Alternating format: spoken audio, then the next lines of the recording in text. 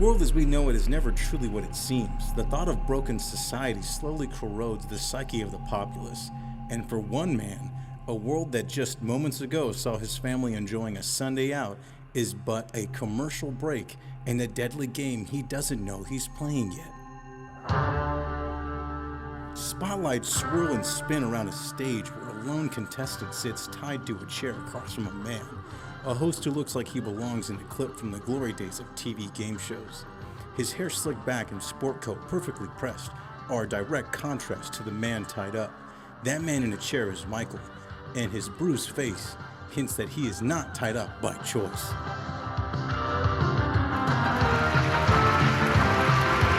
Hey there, welcome back to another episode of Currency Exchange. I'm your host, Andrew Bralla, and up next is our special contestant, Michael. Mike, how you been keeping these days? What? Where am I? We have a good time here on Currency Exchange, don't we, folks? Michael tries to observe his surroundings, but the spotlights above him barely let him make out the little audience he can't see. Now, Michael, your first question. When hunger strikes the wife and kids while on vacation in Africa, how many African nuts can you buy for $1? What? My kids. Where are they? The shock of the buzzer stirs Michael. Its abrasive tone causes whatever trauma he suffered to surge through his head. A headache from hell. Oh, silly Michael. You can't answer a question with a question. The chair slams into a tilt, throwing Michael around. The rope around his wrist is all that keeps him in the chair, and he can feel every pound of his body pulling him in terrible ways. What is this? What am I tied to? What's going on? Currency exchange, isn't that right, folks? Now, next one is the double doozy.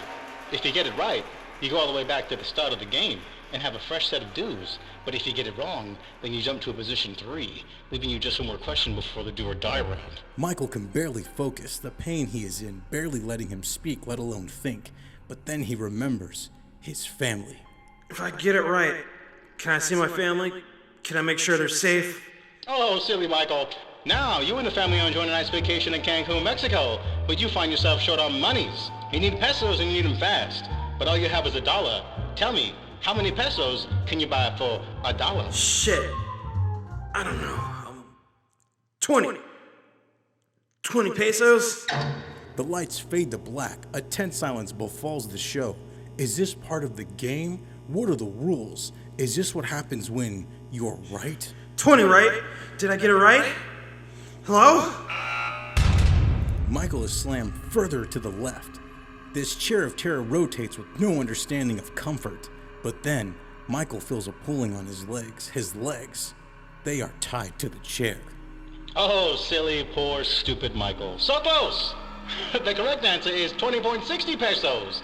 To your credit, that was a tricky dick of a question. So let us ask our call-in audience what they guessed. On the phone, we have Brenda. Hello? Is anyone there?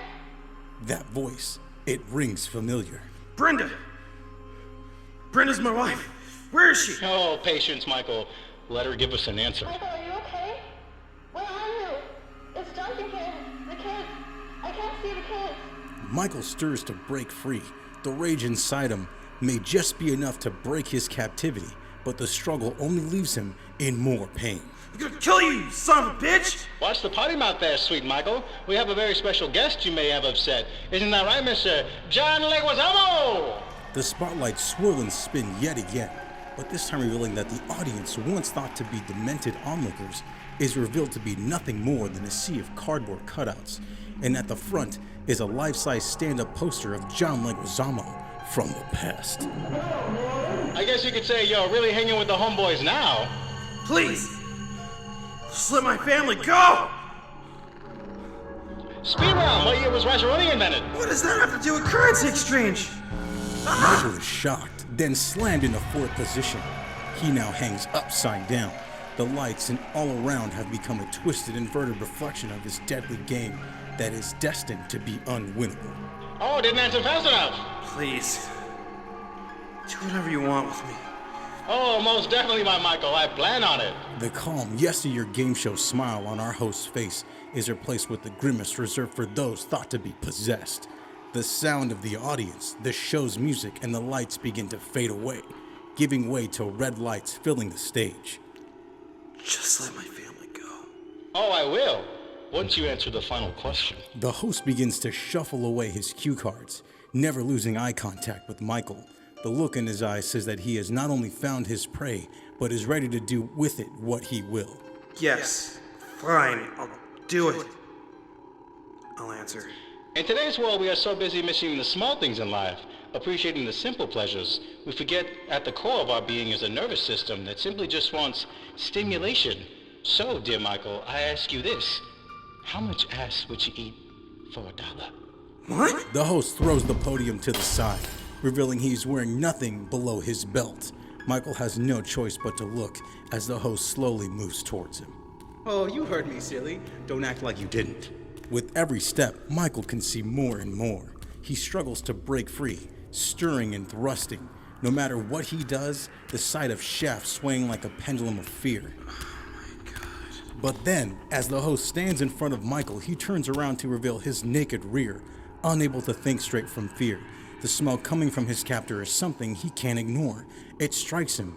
It smells like Brenda, her perfume. Oh, this is the do or die round, Michael. It's do or die. How much would you eat? The host's depraved buttocks spread like a bird ready to take flight. Well, funny thing about this round, there is no wrong answer. But the answer we were looking for was all of it. Please don't! Come back and join us next time on Currency Exchange. See you soon. This world is truly never what it seems. But could our host be right? Are we all victims to our impulses? Whether captor or captive, are we not responsible for it all? And what about that nervous system he talked about? We may never know.